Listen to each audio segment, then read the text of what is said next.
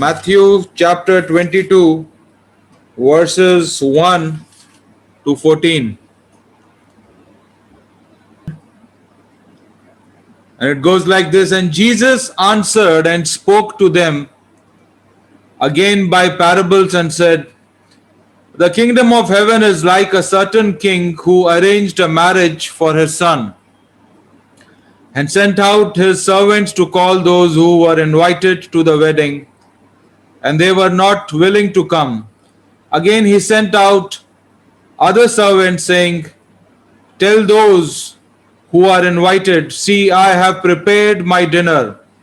My oxen and fatted cattle are killed, and all things are ready. Come to the wedding. But they made light of it and went their ways, one to his own farm, another to his business. And the rest seized his servants, treated them spitefully, and killed them. But when the king heard about it, he was furious, and he sent out his armies, destroyed those murderers, and burnt up their cities. Then he said to his servants, The wedding is ready, but those who were invited were not worthy. Therefore go into the highways, and as many as you find, invite to the wedding. So those servants went out into the highways and gathered together all whom they found, both bad and good. And the wedding hall was filled with guests. But when the king came in to see the guests, he saw a man there who did not have on a wedding garment. So he said to him, Friend, how did you come in here without a wedding garment? And he was speechless. Then the king said to the servants, Bind him hand and foot, take him away, and cast him into outer darkness. There will be weeping and gnashing of teeth, for many are called, but few are chosen. For many are called, but few are chosen. To share you a small insight about the Jewish wedding. These weddings generally used to last for almost a minimum a week. When we see in the life of Jesus's parents, Joseph and Mary, that they were betrothed to each other. The betrothing was like an arrangement that this couple would be getting married to each other. It was like an arrangement wherein all the elders, the church elders, the family elders who have been invited together, and sometimes a ring has been exchanged. Vows have been exchanged that this couple would get married to each other, and generally it takes almost a year for such kind of an arrangement to happen, because in this 1 year, the bridegroom arranges all the arrangements to be done for the wedding. He takes care of all the finances, the place of the wedding. He prepares the house so that the bride can come in. So ideally this used to take a year, and this betrothing used to last for a year. During this time, all these arrangements used to happen. And while these preparations were taking place, all the list of the invitees used to be penned down, used to be listed down. And these invitees were very well in advance informed about when the wedding would happen. Like in today's world, we have the invitation cards. In the similar way, during those days, they were slaves. They were slaves who have been sent to all these guests so that they are being invited for the wedding.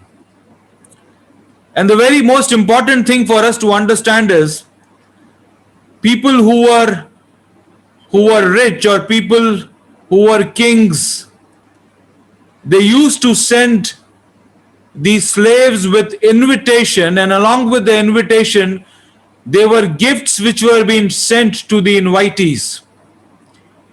These gifts could be clothing, these gifts could be sweets, and these gifts could be a lot many things which the the host would want the guest to wear or to bring along when they would come for the wedding. And most of the time it used to happen that those who were rich enough to afford, they used to have a theme, like we have even in these days.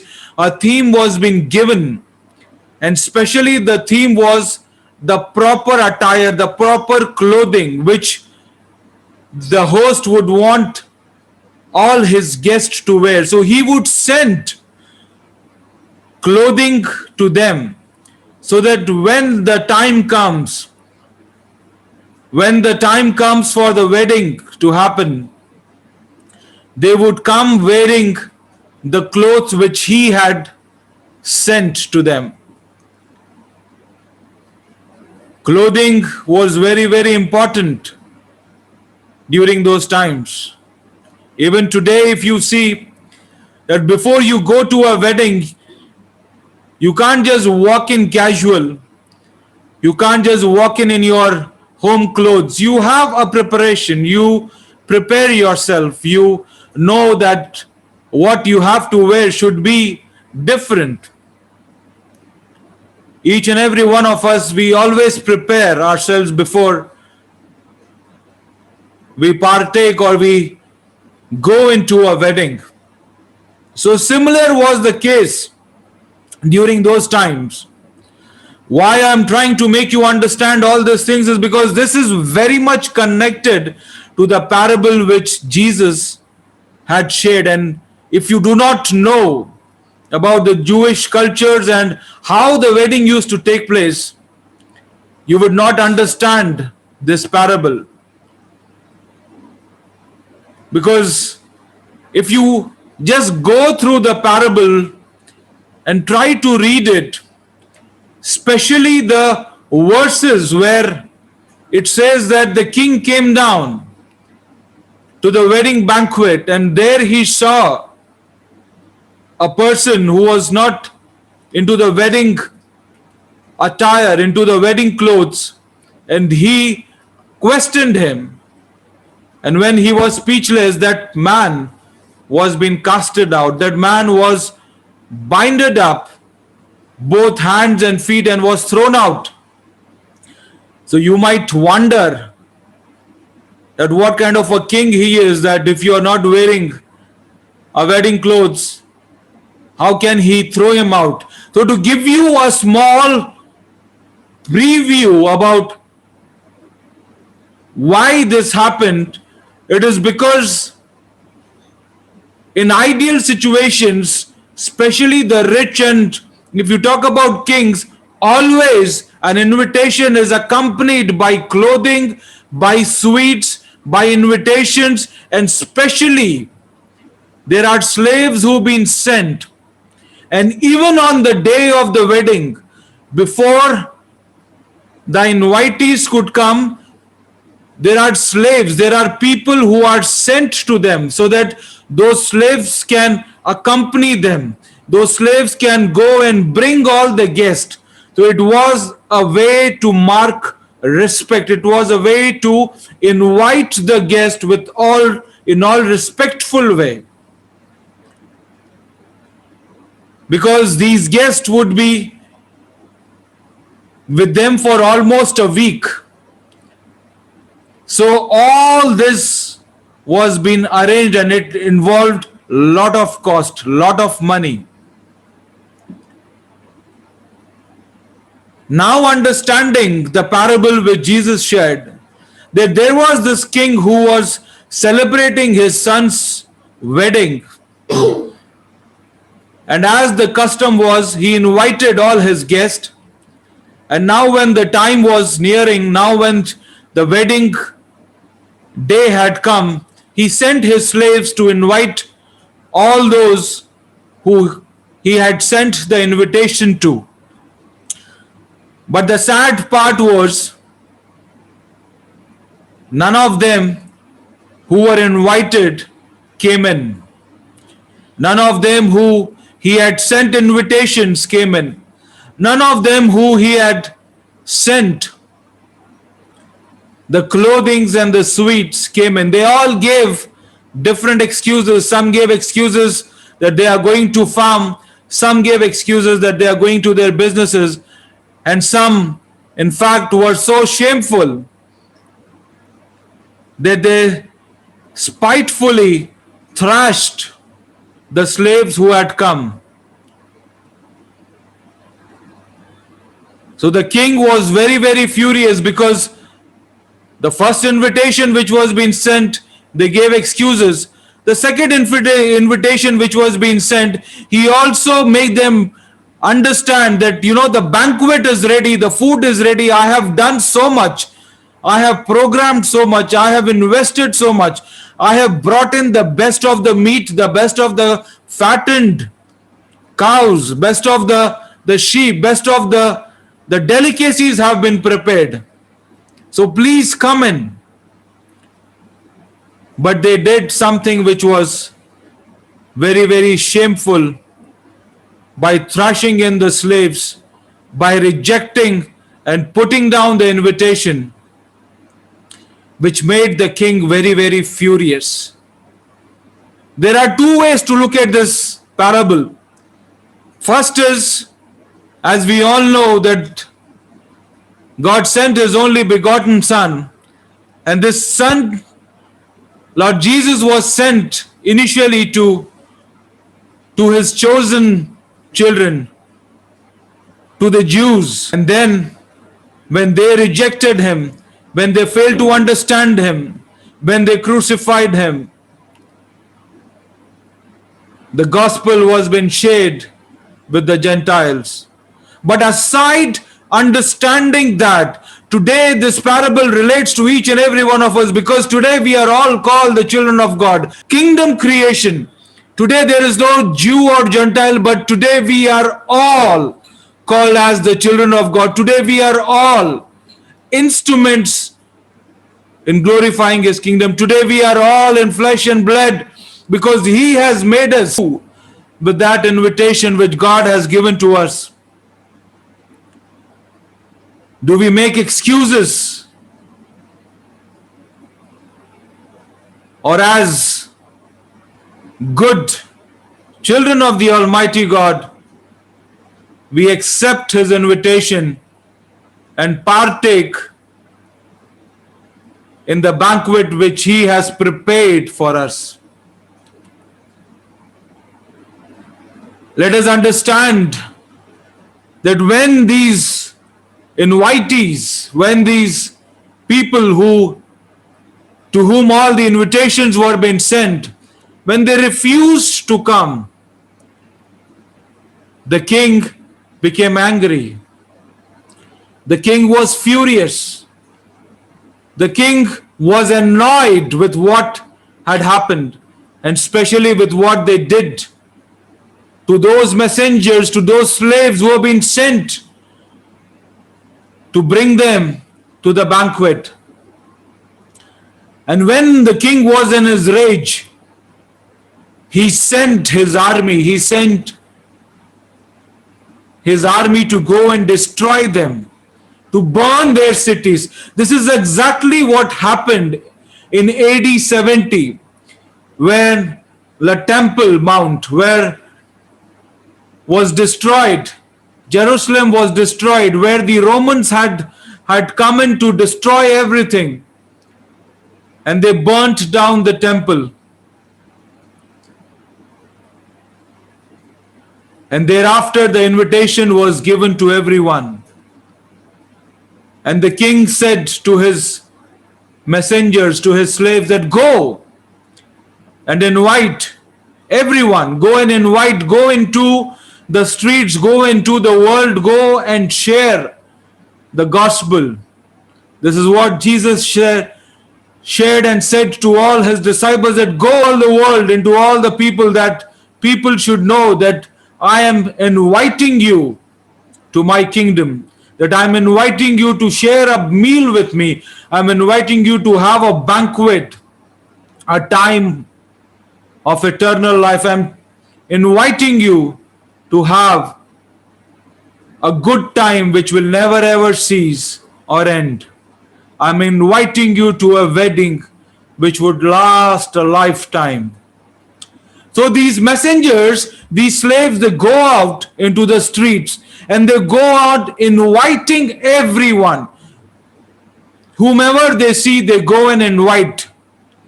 That is what the gospel says. That is what Matthew quotes, that they invited the good and the bad together. My family, my friends, the word of God is not only for the good. God's invitation is not only for those who are righteous through Him. It is not only for those who do good deeds, because His word says it is not because of our works, but because of His grace, His favors. We have been called, we have been chosen. This invitation which was being sent out, it brought in forth everyone who's good, everyone who's bad. But today, for us to have an understanding, today as we have invited the Holy Spirit to make us understand this parable, what do we learn from it? What lessons do we carry home from it? What does it have to brighten up our invitation with our God? What does it hold for us to understand? And the things which hold for us to understand this evening is especially these verses which says that all are invited, but few are chosen. So now as the story goes on, the king is all happy that there is a big gathering. There are so many of them in his banquet that the whole place has been filled up. It's a full house. And he is happy. Now the time has come for him to go and partake. A time to feast with his guest. So when he has entered into the banquet, he goes around and he is happy to see so many of them there. But then his eyes go on to a person who's standing there. And the reason why he's looking at him is because he is not wearing the wedding clothes. He is not wearing the wedding attire. And then when he goes to him, questions him, my friend, what's wrong with you? Why are you not wearing the wedding clothes? And then when that person is speechless, he orders his slaves, his servants, to bind him and to throw him into a place where there is garnishing of teeth, into a place where there is all darkness. Now for us to understand that why did this happen? Why were the wedding clothes so important? Why did the king not excuse that man? And why is God so particular about having the right clothing? Why did Jesus share this parable? For us to understand this, let us open our Bibles to Isaiah chapter 64, verse 6. Isaiah chapter 64, verse 6. And it says that, but we are all like an unclean thing, and all our righteousness are like filthy rags. We all fade as a leaf, and all our iniquities, like the wind, have taken us away. But we are all like an unclean thing. We are all all our righteousness is like filthy, filthy rags. Isaiah is so clear in making us understand that we are not righteous because of our deeds. Righteousness means to be good, to be right, to do things right, to have the right life, to have the right relationship, to do the right thing, which is even right in the sight of the living Lord. But here it says that our righteousness is like filthy rags. Does not mean anything. It just does not justify anything. We are not righteous by our own, but we are righteous through Jesus. The clothes we wear are not righteous. They are filthy rags. And when you further go down to Zechariah chapter 3, verses 3 to 5, Zechariah chapter 3, verses 3 to 5, it says, Now Joshua was dressed with filthy clothes as he stood before the angel. So the angel of the Lord spoke to those standing before him, Take off his filthy clothes. And then he said to him, See, I have removed your iniquity from you, and I will clothe you with festive robes. Then I said, Let them put a clean turban on his head. So a clean turban was placed on his head, and they clothed him in garments while the angel of the Lord was standing nearby. Here we see that Joshua, not the Joshua we see in Exodus, but this Joshua is a high priest who we see comes into picture after the children of God had come back from exile, and he is a high priest there in the temple. And here Joshua is dressed up in filthy clothes, and God is saying to the angel that remove his filthy clothes because he is not righteous. All his filthy clothes are nothing but filthy rags. And when they remove it, all his iniquities were removed, and he was clothed with festive robes. Today, my family, my friends, when the invitation by our God, by our blessed Jesus has come to us, and as we have accepted this invitation, he has also sent us a clothing. He sent us a clothing which we have to wear, because our righteousness are nothing but filthy rags. What a wonderful God we have. What a mighty friend we have. Invitation has brought in clothing to us, and this clothing is nothing but the clothing of the living Lord. This clothing is nothing but removing all our iniquities, removing all our problems, our tensions, our afflictions. This clothing will take care of us. It will end all our iniquities. And as we further move on to what this clothing will give us, what this invitation will do to us, open your books to Isaiah chapter 61, verse 10. Isaiah chapter 61, verse 10. And it goes like this, that I will greatly rejoice in the Lord. My soul shall be joyful in my God, for he has clothed me with garments of salvation.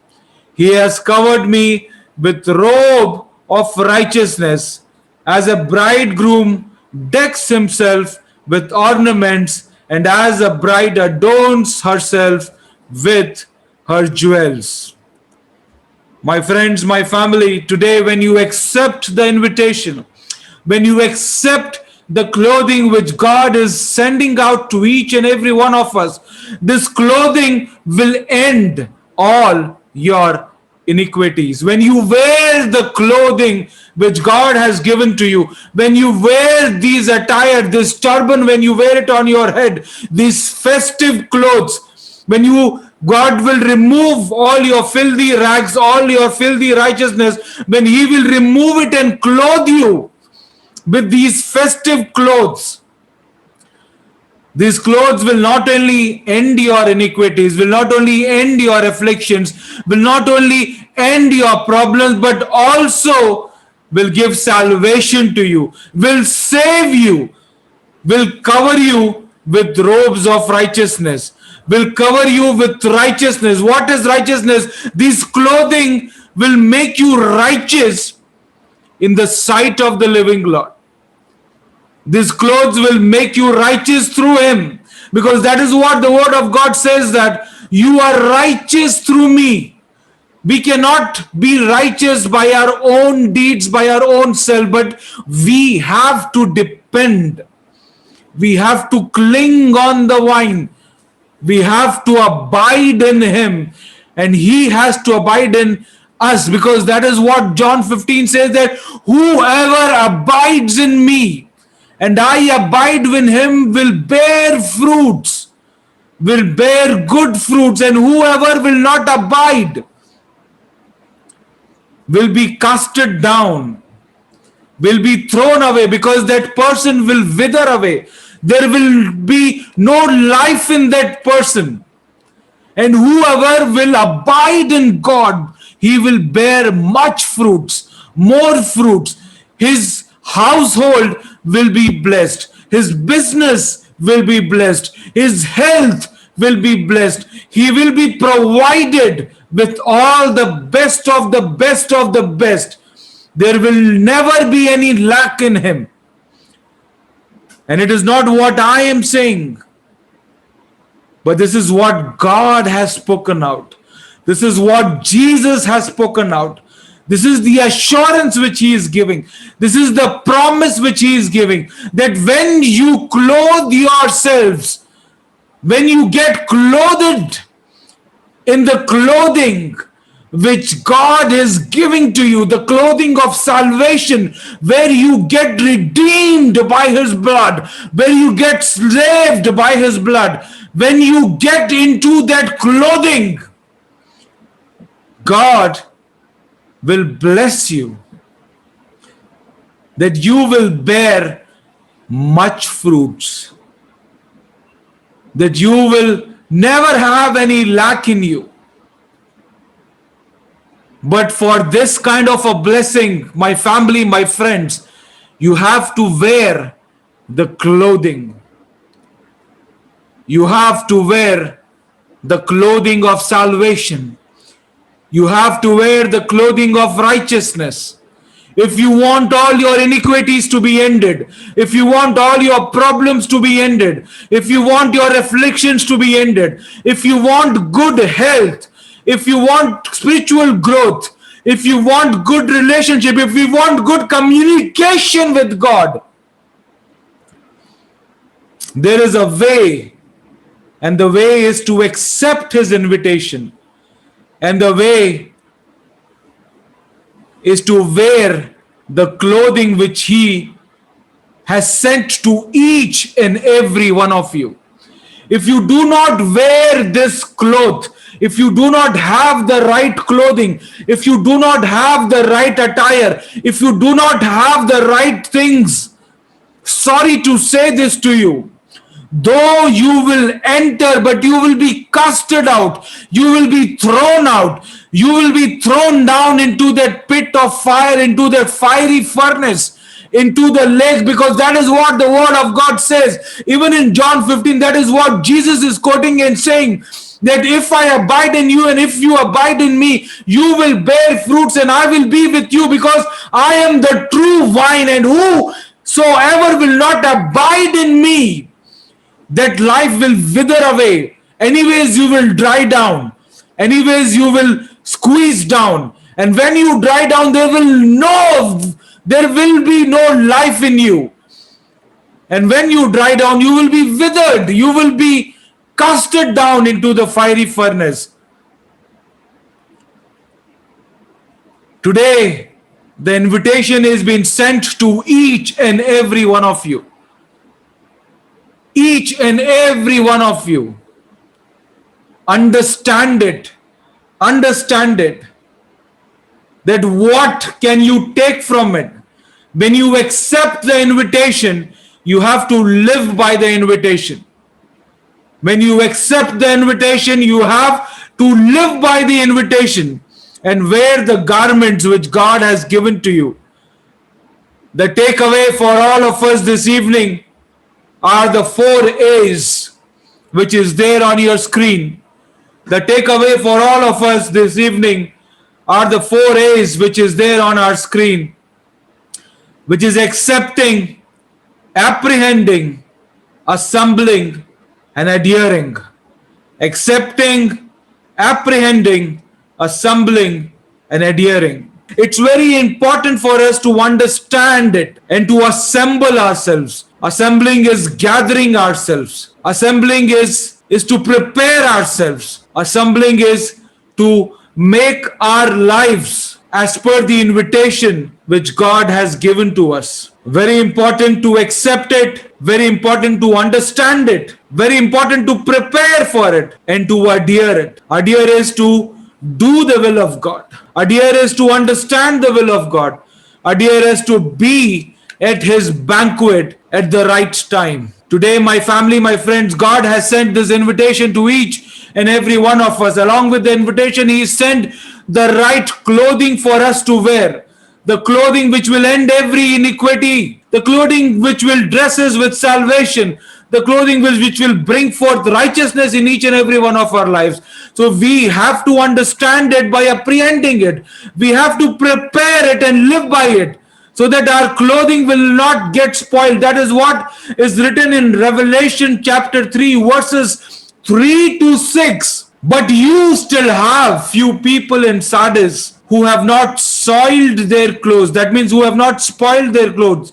That is, contaminated their character and personal integrity with sin. And they will walk with me dressed in white, because they are worthy, righteous. He who overcomes the world through believing that Jesus is the Son of God will accordingly be dressed in white clothing, and I will never blot his name from the book of life, and I will confess openly, acknowledge his name before my Father and before his angels, saying, He is one of mine. He who has an ear, let him hear and heed what the Spirit says to the churches. How precise, how clear, and how concise this is when God Himself, when Jesus Himself is making us understand that today, when you are accepting the invitation which I have given to you and have understood it, you have to live by it. You should not make your clothes dirty, because when I have given salvation to you, when I have taken away all your iniquities, you are a new creation. You are a new being. You have got the newness in you because you've been redeemed by my blood. There are no stains in your life. You have to let go all your past and live in the new clothing, the clothing of salvation, the clothing which God Himself has given to you. And you have to make sure that your clothing is not stained. That is, you have to not go back to your past. You have to maintain your clothing. You have to make sure that your life is the life which is being led by the Holy Spirit, the life which does not have any stain on it, the life which is righteous in the sight. Because this is what He says, that when I will clothe you with festive clothes, you will be standing right in me. You will be standing right in my side. You will be standing right in my eyes. You will be righteous, because salvation will be given to you. You are being redeemed by my blood. That is what He did on the tree, on the cross, by giving His life for each and every one of us, by inviting us to His kingdom, to His banquet through His life, through His blood. Every drop of His blood which came out from His body was an invitation to each and every one of us. And when we accept that invitation, we have to live by that invitation. We have to understand that invitation. We have to have the right life, and we have to be steadfast. And when we are steadfast, when we are living a life which is right in the sight of the Almighty God, when we are living a life which has been led by the Holy Spirit, when we are living a life abiding in Him, He says not only you will bear good fruits, but He says that if you are able to live a life and not soil your clothes, that is, not contaminate your character or your personal integrity, not live a sinful life, then you will be worthy and you will be walking with me. You will be in my kingdom. And openly He is confessing to each and every one of us that I will acknowledge you right in front of my Father. How wonderful Jesus is giving this promise to us that मैं तुम्हारा नाम लूंगा, I will openly acknowledge your name to my Father and to His angels, saying that you are mine. तुम मेरे हो. You are mine because I have chosen you. Today, my family, my friends, it is a very big question to all of us, a very big task to all of us, a very big thing to all of us, that we should understand, that what exactly God is expecting from each and every one of us. The garments which He has given to us, the garments which He has clothed us with, the garments of His salvation, because these garments are been personally cleansed by His blood. Only through His blood that we've been redeemed, and we have the blessing, the privilege of salvation, the privilege of eternal life. That is what even Jesus quotes in this parable, that when the servants were being sent, they invited everyone, all the good and the bad, all were being invited to His kingdom, and all were being given these garments, because when the bad also wore it, that bad became good, that life which was evil became good.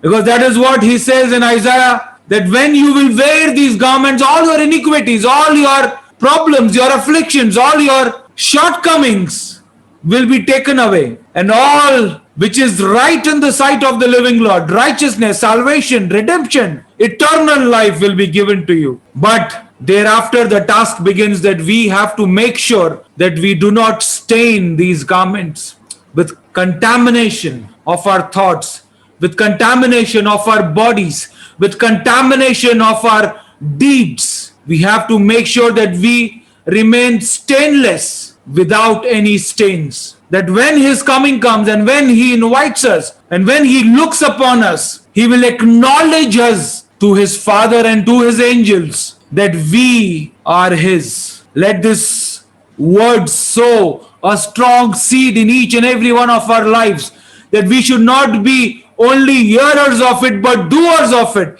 and practice to be right in the sight of the living Lord.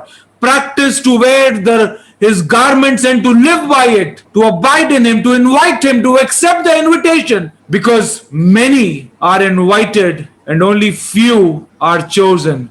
May God bless you, that you should live by this word.